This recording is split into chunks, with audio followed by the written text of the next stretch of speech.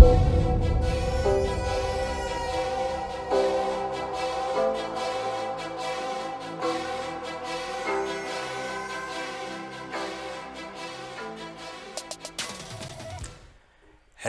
and welcome back to Talk Finance. Hope everyone is doing well. In the last video I summed up saving. Now we are going to jump into the good stuff. Now if you haven't watched that video or the methods of saving I spoke on, the scenario of saving and that 6 million target where you compare ages and saving, all of that is in the summing up saving video. Every person in this country should be doing or using that guide to save. Not just putting money under the mattress, because this is a dynamic world and money under the bed loses value. And saving and getting the best interest rates on your savings is the bare minimum. It's very important, but it's not enough. And we are not even doing the bare minimum in this country. It's about to get tough in the channel. I'll be opening eyes, your eyeballs might fall off. I hope everyone is ready. So share the video link or the channel link at Talk Finance 1 with those close to you. This time we grow together. We are living on the negative side, but I'll get to that later. Now take a look at this. Gross savings to GDP ratio. This shows the percentage of a country's saving, and basically it involves everyone or the majority. So what is wrong here? Pause and answer for yourself. So the percentage has dropped over the years. The highest was 40% in 1980, and now we are sitting at 13%. The info is captured by banks, so that's why I say money under the bed is insignificant. You may be saving it, but there is no growth there. So far, we know that 6% of South Africans can afford retirement. 63% of a South African's income is spent on repaying debt. And now 13% of South Africans are saving. So yeah, we are living on a negative side. So in summary, we are spending more and saving nothing. Now take a look at this. Rand against the dollar. Yes, the rand was stronger than it was today. So in the same period, 1980 to now, the rand has grown weaker over the same time that the savings were getting lower and lower. Now listen, spending, overspending and unnecessary spending does not help you, because income comes in, income goes out through spending. So tell me, what will happen when income stops coming in? Like you get retrenched, for example. You can pause and answer.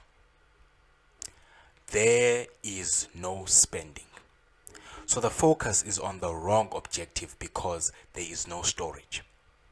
Storage is the main objective. When you pour petrol in your car, it doesn't go straight into the engine. There is a tank that it flows into. And that tank doesn't get empty within 10 minutes of you driving the car. We're assuming it's a full tank. The fuel in your car lasts longer than the money in your bank account. Now I want you to record this somewhere. Write it down somewhere. Investments are generated through saving. There is a link to a nice short article in the video description below. Have a little read and comment on any interest you found in the article in the comment section. Now, what do I mean when I say we are living on the negative side? The trends that are currently happening are leading the country to destruction. Fortunately, trends can be changed and livelihoods can be saved. Or else I wouldn't even bother with this YouTube channel. An example of a negative trend. Tell me, what's the point of being funded by NSFAS if this will produce citizens with qualifications that have little value or to no value. Now, give me an opportunity to express the statement I made. Number one, I have zero issue with the NSFAS program. It's an amazing program for those to help out those with disadvantaged backgrounds. Looking at how NSFAS works, firstly, I want you to understand that nothing is free. It can be said to be free, but someone is paying for that. In this case, NSFAS is funded by who? The government. Who funds the government? Taxpayers. Nevertheless, if the program is producing more citizens with skills that are not in demand, and at the same time producing small number of students with skills in demand, then bit by bit the economy suffers. But I want to say that it's up to you to investigate the qualifications that are variable and discard those which are not. There are a few examples in the description below. There are some links there. It is your responsibility as a parent or an older sibling, brother or sister, to research and use the information to guide the young ones to a more prosperous future. Because it's all a waste if a lot of young South Africans can't get hired because there is no need for those skills, and companies will look to hire from outside the country, because that's just how things work. So make sure to ensure that your children do well at school. 65% on every subject minimum, or 65 as a grade average. And please don't just start demanding that from your child and not helping your child as well. If they are battling with a subject, buy a study guide to help them with that. Because when you receive something like a report, like what is the purpose of the report? It is a form of valuation. You are evaluating how your child is progressing.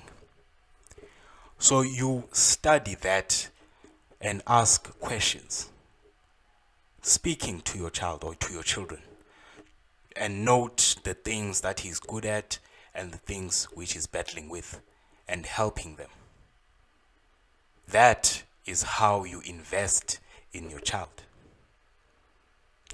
I have been teaching some investing, if you haven't noticed by now. I did say it's not only going to be about money alone. So the illustrations I shown, the one where you save a certain amount of money per month, or let me say per year, and you store that away and you get some interest on that. That is a form of investing. When I showed you the gross saving rate or gross saving ratio and the rand versus the dollar, those things are very, very important, and it should be known by everyone. An example I would like to make is that our current situation in terms of load shedding, right? If people knew, I was still young that time, so I will just exclude myself there. If people knew that, a public entity should not be underperforming year on year, like there are reports that have shown that Eskom has been, gradually losing its ability to generate power and increasingly going into more and more debt. So that at that time when it began or started, it should have been, complained about. There should have been steps from the public, to try and fix that, but it is what it is. This is the current situation we are facing, and it's one of the challenges we'll have to overcome in order to sustain ourselves in this country. Investing, here we go. So the first thing, let's see what the definition is. An investor is any person who commits capital with the expectation of receiving financial returns. Investors rely on different financial instruments to earn a return on investment and accomplish financial objectives, like building retirement savings, funding tertiary education, or just accumulating more wealth. Secondly, why investors invest, or why should you? Investing is an effective way to put your money to work and potentially build wealth. Investing may allow your money to outpace inflation and increase in value. The greater growth potential of investing is primarily due to the power of compounding and the risk-return trade-off. Now, to help us to understand these definitions, I will thirdly look at Capitec, use that as an example. And I will just talk slowly so that I am audible and I can be heard clearly. This is the share price of Capitec through the years up until now. How many people do you think use Capitec Bank? And out of those people, how many have shares in Capitec, let's say from 5 years ago? I don't know the answer. I tried to find out, but I do not know as yet. But I can guarantee you it's very little, or to none basically. Now, let's use 1,000 for this example. And we will use 2010 as a point of origin, all right? This is because if you look at the first illustration or the second illustration I used, the savings ratio.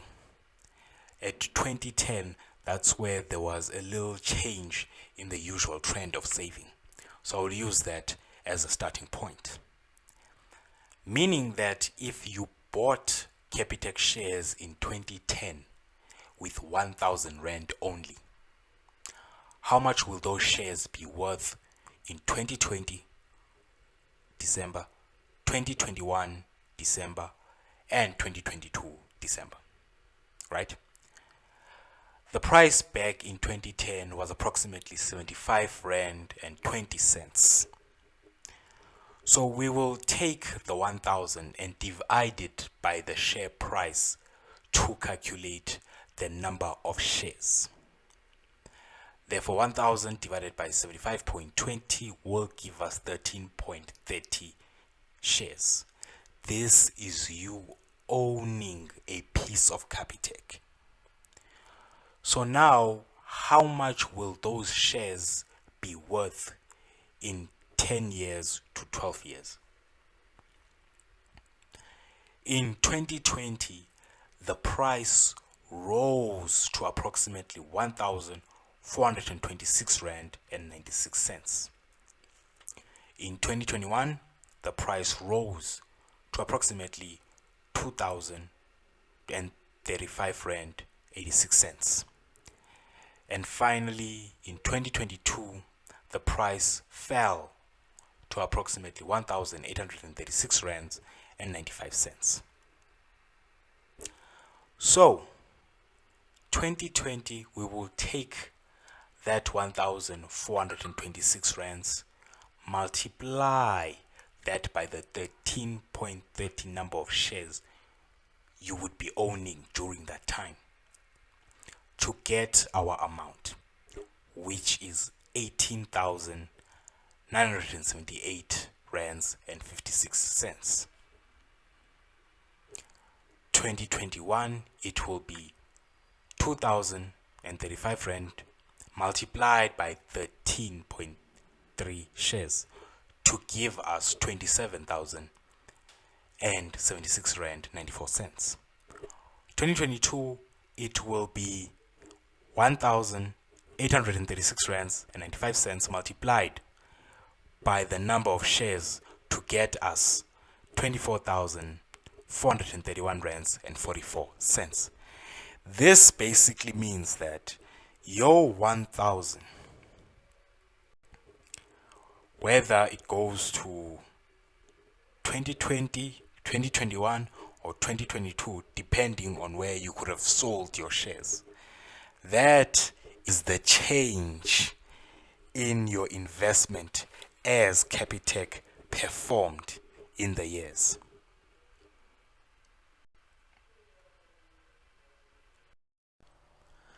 So 8,000 could have been turned into 19,000.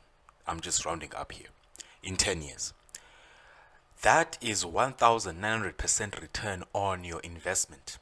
This is one example. Now, not all companies performed like Capitec, and this is just one out of many companies in the JSE. There are many globally, like Australia, USA, Britain, Europe. Here in this country, we have companies like MTN, Sasol, Vodacom, ShopRite, Woolworths, just to name a few.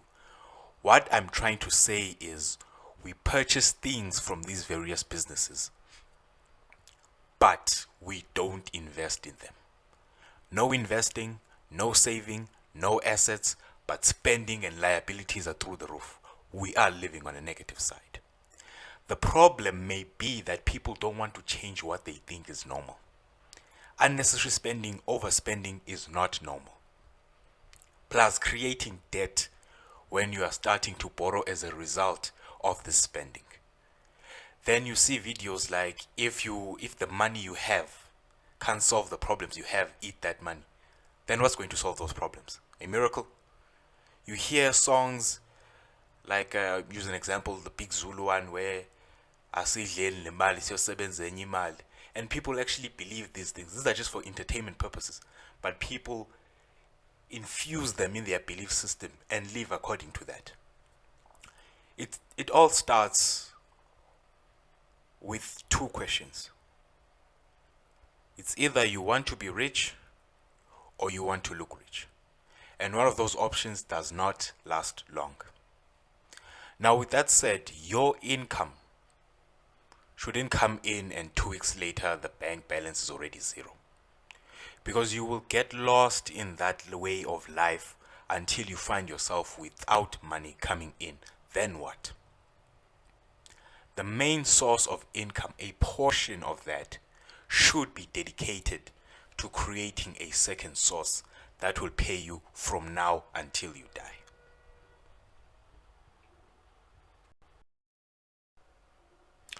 And that brings us to the end of this video. Thank you so much for watching.